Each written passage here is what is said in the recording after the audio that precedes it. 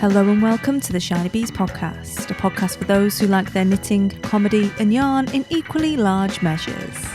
I'm your host Jo Milmine and this is episode 169, Knitting Challenges for 2021. I feel a need to laugh again with you, if that's alright. I need a drink, I need a friend, I need your help. Hello, and welcome to the first Shiny Bees podcast episode of 2021. I'm Jo, I'm your host, and I'm thrilled to be back here with you again today.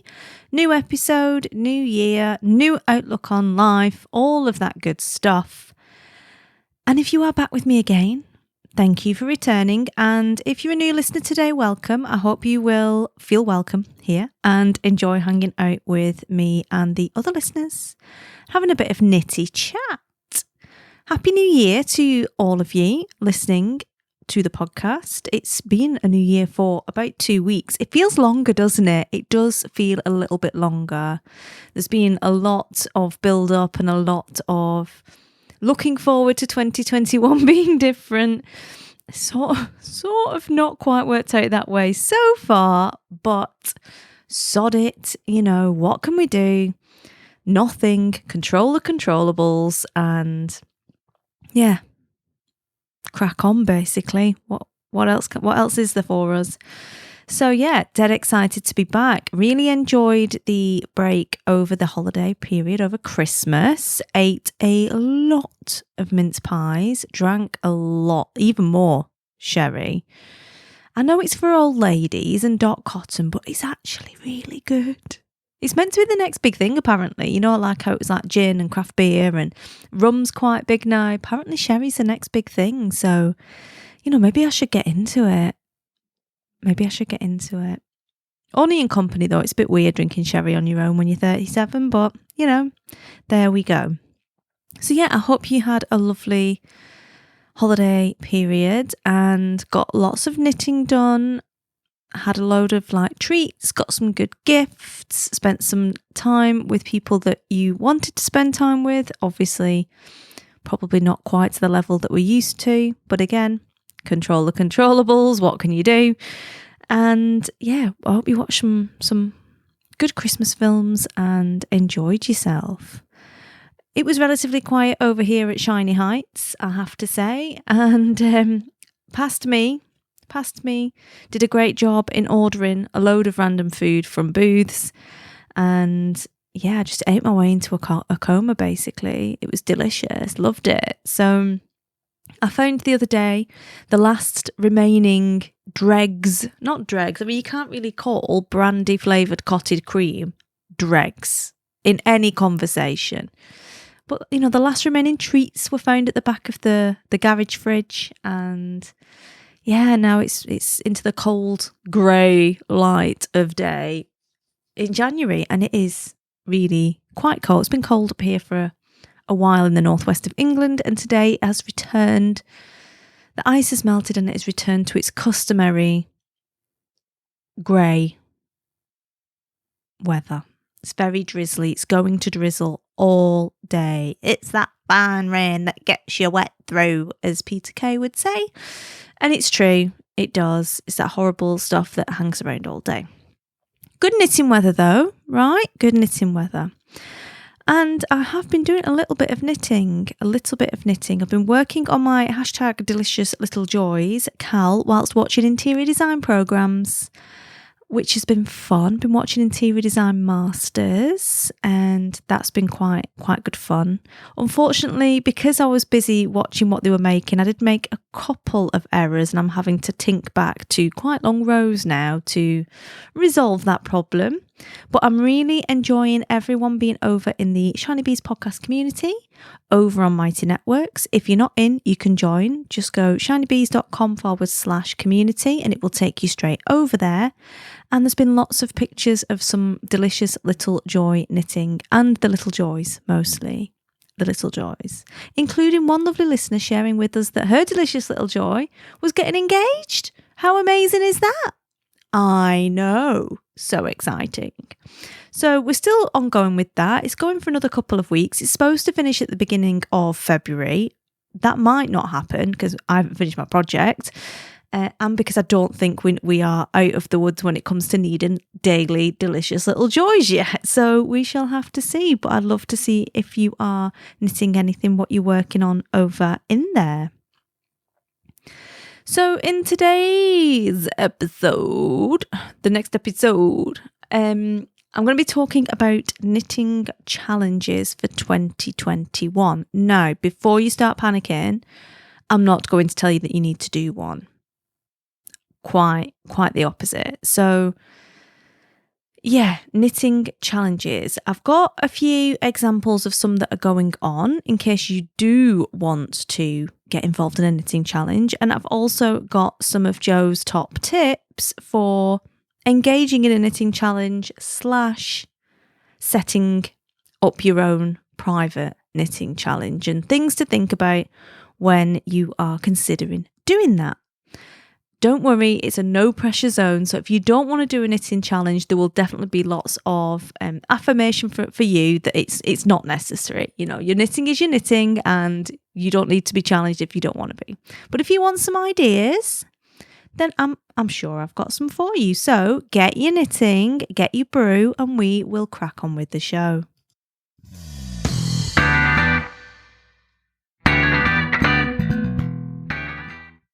So, knitting challenges then. If you've been around the knitting internet for any length of time, you'll know that knitting challenges are quite popular. I mean, you could consider a knit along to be a knitting challenge, especially if it's a mystery knit along where people are unveiling their knitting as they make progress on the various clues, or whether it's something like the Make 9 in 9 where you choose 9 projects that you want to make during the year. There are various different options out there for knitting challenges, and the basic concept is that you choose something that you would like to do and you do it. So sometimes that will be with other people as part of a group challenge, which a knit along would count as, or if you're joining in on social media where you're sharing your project and your progress with other people using a specific hashtag, then you could consider that to be a knitting challenge of sorts. And they take all different sort of formats and complexity and all that other good stuff. And a lot of people at this time of year, they like to plan ahead. They like to get out, their planners and their washi tapes and their Mojos or whatever, and think about what sort of stuff they want to plan through the year. Now, you might be a person that does that, which is awesome, and means that, you're thinking at the beginning of the year about what you want to be knitting. And it might be that you combine this with something like a stash down. I know it's kind of a swear word, but maybe you want to concentrate on using up your stash this year and therefore you plan your projects according to that. Maybe you want to concentrate on knitting locally this year and you want to plan your projects according to that. So it's not just about a skill or not just about a particular pattern, but it can also be about the materials that you are using for whatever it is that you are making. And the beginning of the year is as good a time as any to think about what you want to achieve. And you can even, and someone brought this up in the Shiny Bees podcast community, consider using a vision board for your knitting if you would like. If you want to gather together your ideas of what you would love to achieve in your knitting life this year and what you would love to make, then you can totally do that with a vision board as well. So, as I said, there's quite a few going around the internet that seem to run every year or have run for a little while that I've seen advertised again recently. And I'm going to share some of those with you as some ideas for what you could do if you want to engage in some sort of knitting challenge. As I said, Make 9 in 9 is one where you pick 9 projects that you want to make. And quite often people will make a little collage of what projects they are choosing for the year, And they're not always knitting. Sometimes they'll be sewing, sometimes it'll be other stuff. They make a little collage and they share it on Instagram. And that they're the projects that they're focusing on making for the year. My dear pal Helen at Curious Handmade podcast, and if you don't already listen to her, then I recommend that you do. She's quite chilled out compared to me, but a massive back catalogue of episodes for you to check out there. She is doing the 20 for 2021 challenge. I will put a link to this in the show notes because she's got a downloadable that goes with it, but effectively, it's like a prompts system. So you've got loads of flexibility within that challenge to double up, so that double dip on things. So some projects will get you more ticks. You don't have to do 20 projects. You could pick a project that uses, say, British yarn and it's Fair Isle and it's a stash down project and you've knitted it on DPNs and that could be 4 ticks. That's just an example. But there are ways that you can combine several of the ticks into one project. Again, she's got a little group going for that and a hashtag that you can use, 20 for 2021. And you can go and see what other projects other people are doing. I quite like that as a concept because it feels like you're joining in on something without it being like hard work. Because I personally find the word challenge feels heavy. I don't want to be challenged because to me, challenge is a nice word that you use for problem.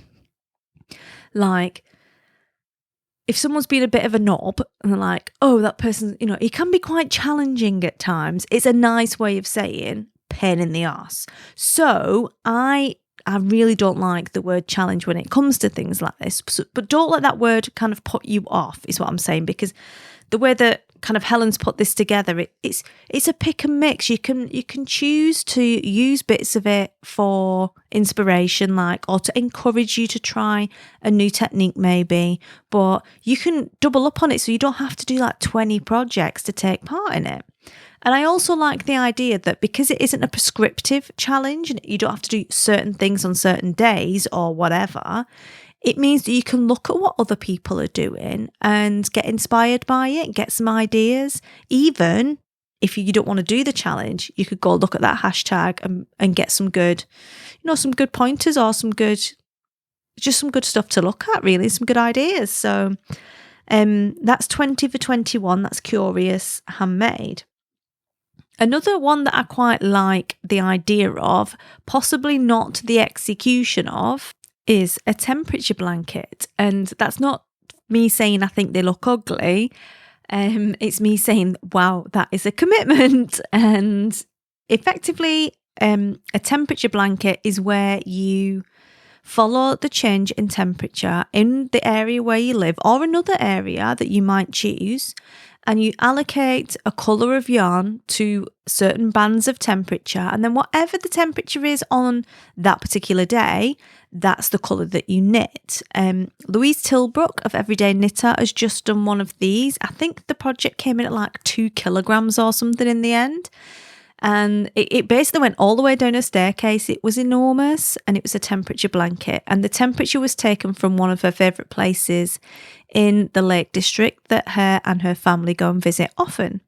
And she chose colours from kind of blue through to green and then oranges and yellows. It never gets that hot in the Lake District, but 2020 did actually get quite warm in a lot of areas in the UK. So definitely made for an interesting blanket there. And every day she would add a colour according to what the temperature was at this place in the Lake District. Now, she has done an ebook that explains how you can do a temperature blanket if this sounds like something that you want to do. And I'll put a link to that in the show notes. The show notes will be shinybees.com/169 when they are ready. And you'll be able to go straight through to Louise's site and get hold of that ebook there that will explain exactly how you do all of it. I love the idea of it because I'm a geographer. I love temperature. I love physical geography and human geography. I am that weird person that took a human geography, a physical geography, and then a digital geography module when I did my degree. I love all aspects of it because I think geography is a great subject and it explains how the world works and how things relate to each other. So I love the idea of it. I can't knit a blanket like every day. Something that big, I just cannot commit to doing it. And I don't want it to be one of those 10-year projects that I write down, because I know I could write down all of the temperatures every day and record them and then just knit on it when I get to it. And I know I could do that. I don't want to. I don't want something that big sat around in a bag waiting to be moth food for 5 years till I get round to it. Don't want to do that. What I could do instead, though, is instead of doing a blanket, is do something like socks. And, do one sock and then the next sock, depending on which, where you want to start it, or a scarf, much less commitment and a lot faster. I just don't want to do something that is going to be that much work for me. I quite like the colours because, again, they're quite geographical, but what you could do is choose completely different colours. So if you think like the very earthy, traditional map colours for terrain or for temperature don't match your decor, you could pick another range of colours instead. All you do is set the colour and then off it goes. So if you've done one in the blues, greens and oranges, then you could do one in like pinks, purples and reds if you wanted. I mean, that'd be quite cool, I think. So yeah, temperature blanket. And there are other challenges you could consider. So the 52 weeks of socks. And I've seen a couple of people, I think Sally Cameron, Pink Hair Girl, did this challenge last year where she knitted a pair of socks every week. Wow, that's a lot of knitting. Really warm feet though, so definitely worth it. And Liner have a book out where they've got 52 weeks of socks with sock patterns for each week. I've heard very mixed reviews about it. I haven't seen the book myself, but I've definitely heard mixed reviews about the explanations in the patterns.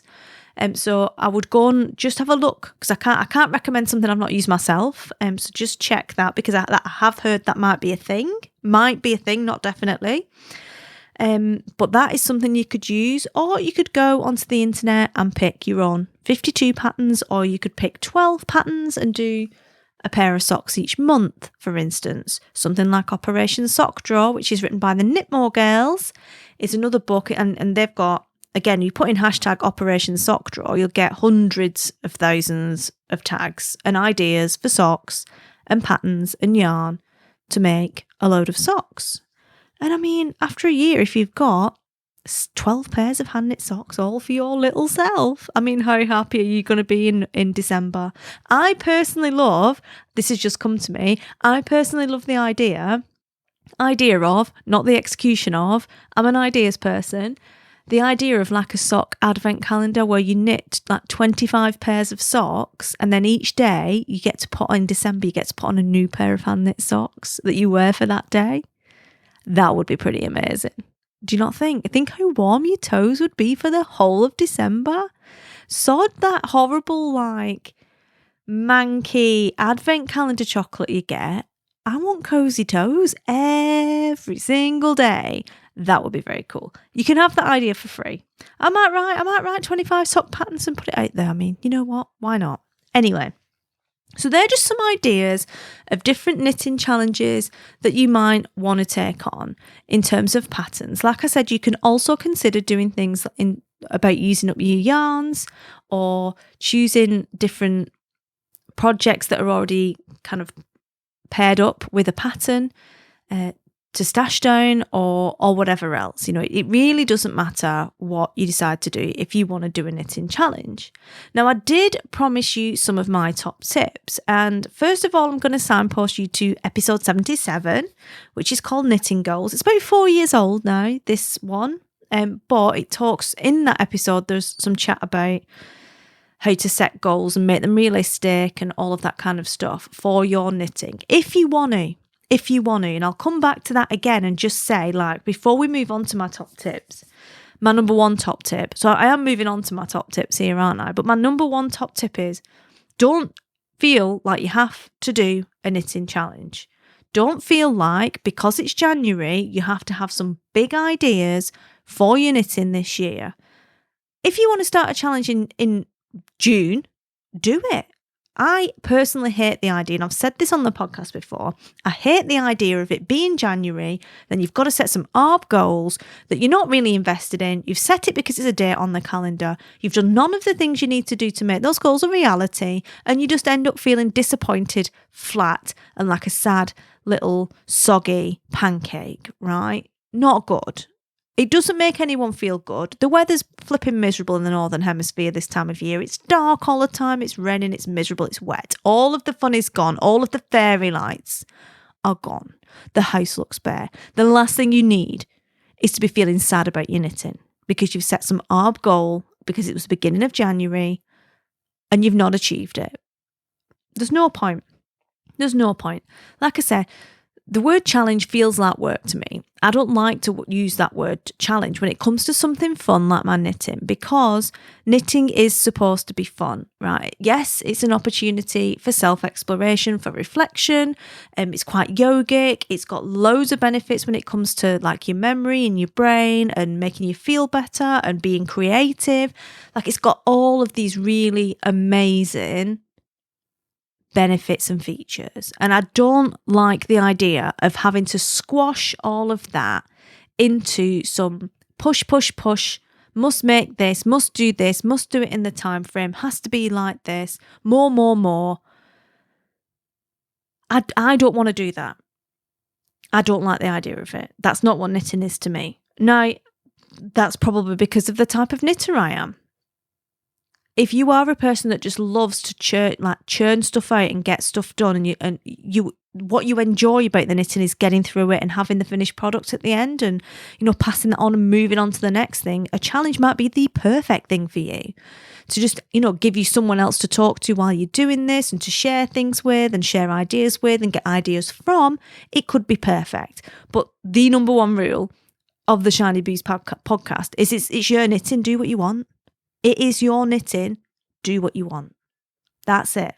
You don't answer to anyone. It is your knitting. Do what you want.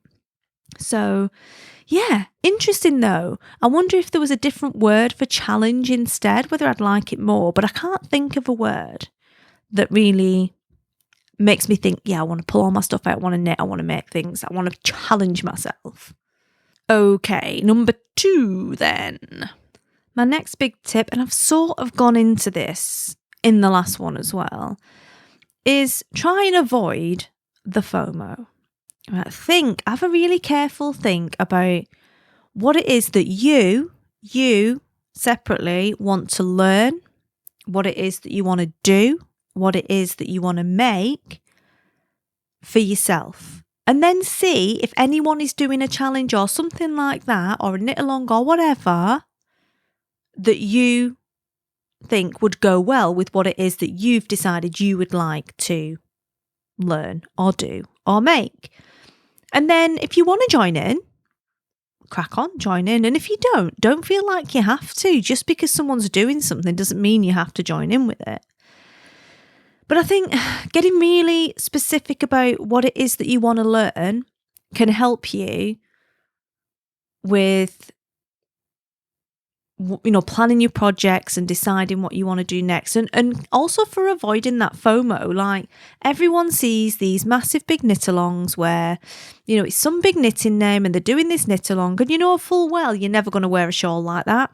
No offense, Stephen, I'm not. It's too big. 5'3". I can't wear one of your shawls because it's about 50 skeins in one shawl. I'd look like a yeti. Like, I can't. I'm not going to do that, right? Lovely, but not for me, And it's really hard not to get drawn into the FOMO marketing, and everyone's doing it, and I'm going to join in too, or else I'm going to miss out. Even though you're not going to wear that project. Like, you're not actually wanting to knit it. It's just that you feel like you're going to miss out if you don't. And I think by having those ideas about what you would like to make, or what things are missing in your wardrobe that you'd like to add to it, or what accessories you would like to add, or what experiences you would like to have with your knitting. And it all sounds a little bit airy-fairy if you just want to knit. I'll refer you to like the 10 minutes where I'm ranting about just knit what you want. If you think about what sort of stuff you do want to make, it can help you avoid going down those they are avoidable if you are forewarned. Otherwise, it's like a snake charm and you get sucked in. We all do it, right? If you know what you want to make, you can forearm yourself against that and concentrate on what it is that you want to do. So like when I'm designing training, and I know I've taken you down like a 90-degree tangent here, but when you're designing training for someone, when you're looking at what abilities somebody needs to have to do their job or whatever else, for instance, you look at that end result. So like with my podcasting training, I'm like, right, okay, so by the end of this, they need to be able to do these things. Right, so let's break that down.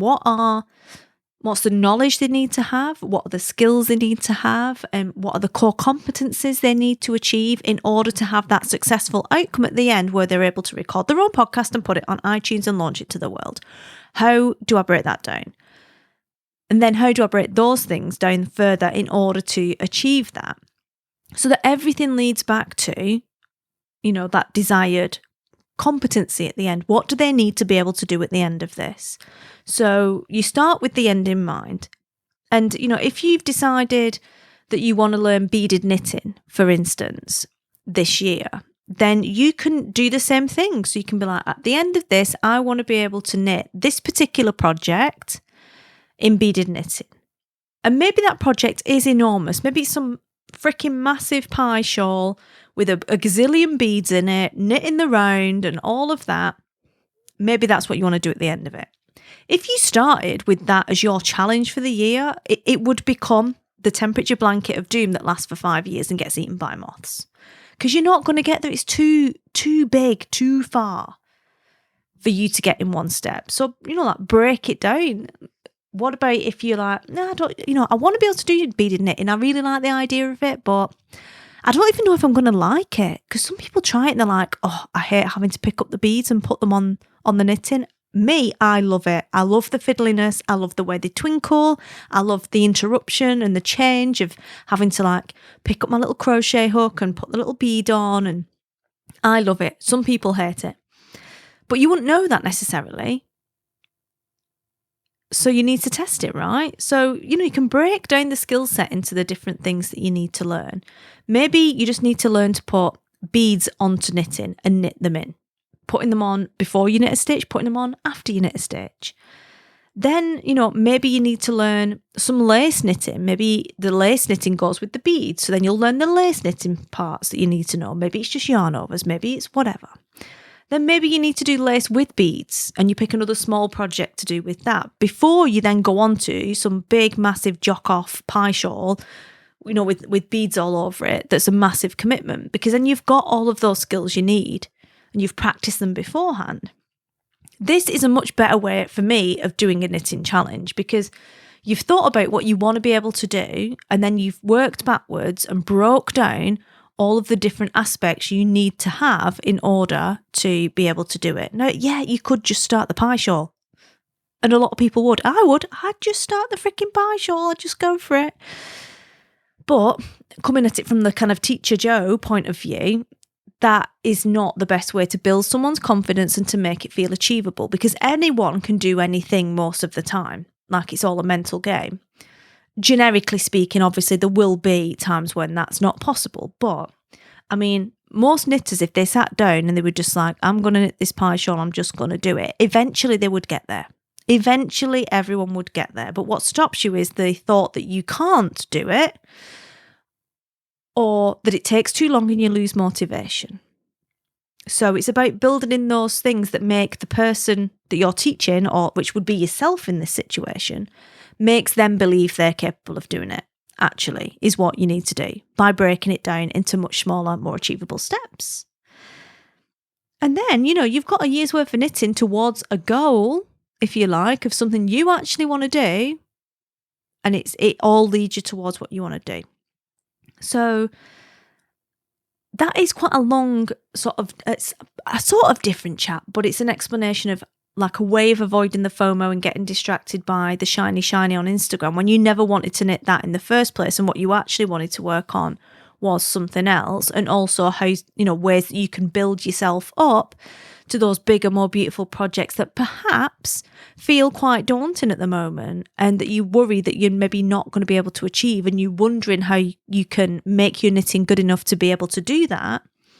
That would be a good way, a good technique to use, is to break it down and work backwards from those skills that are needed for that beautiful, intricate, amazing project that you would love to be able to knit, and then build them into your year so that you're making stuff, you're learning, you're getting that feedback loop of reward, of having something finished and achieving certain bits of learning and the task without it being overwhelming.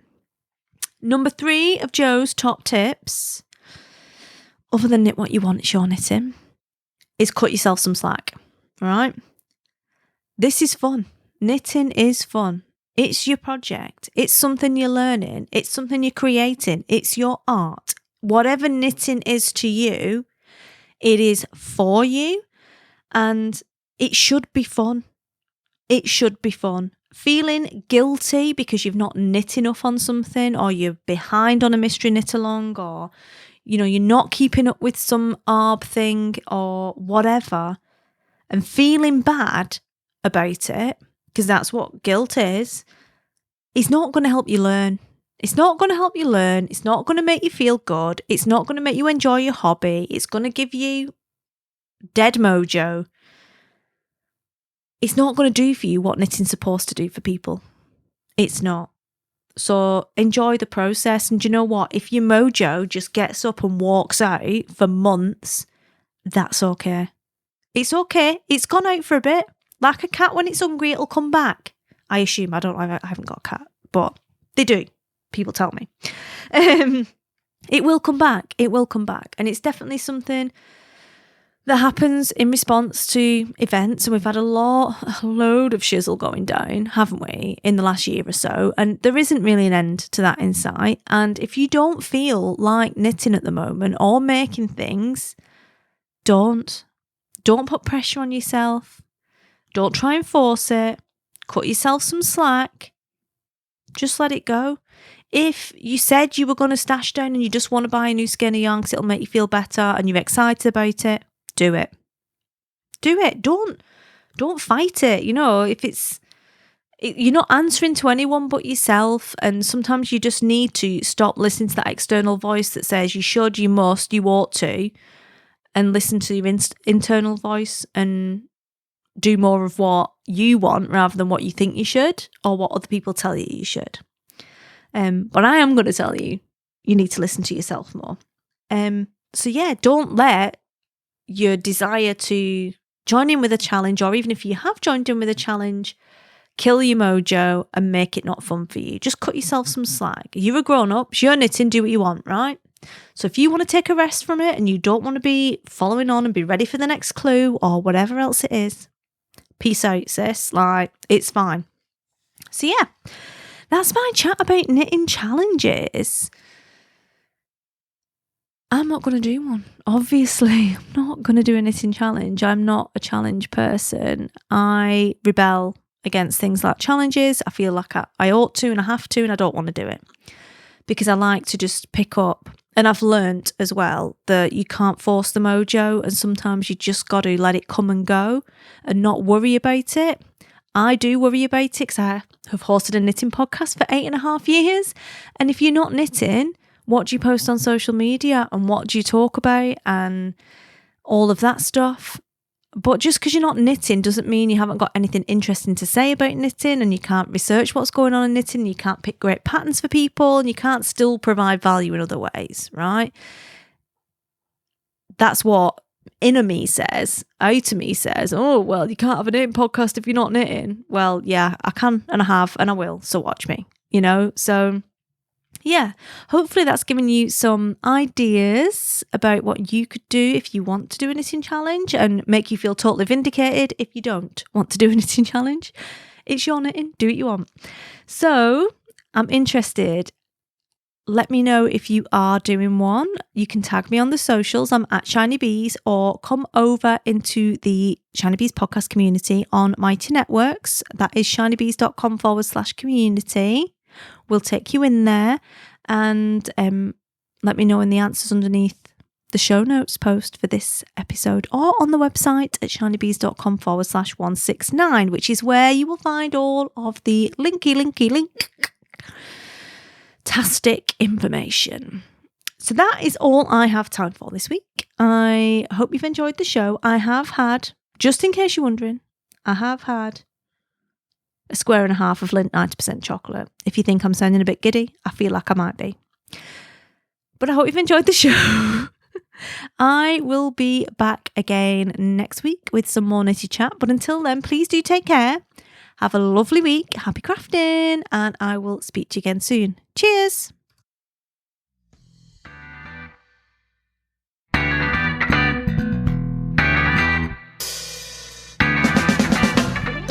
You've been listening to the Shiny Bees podcast. Show notes for this episode are on the website at shinybees.com/169.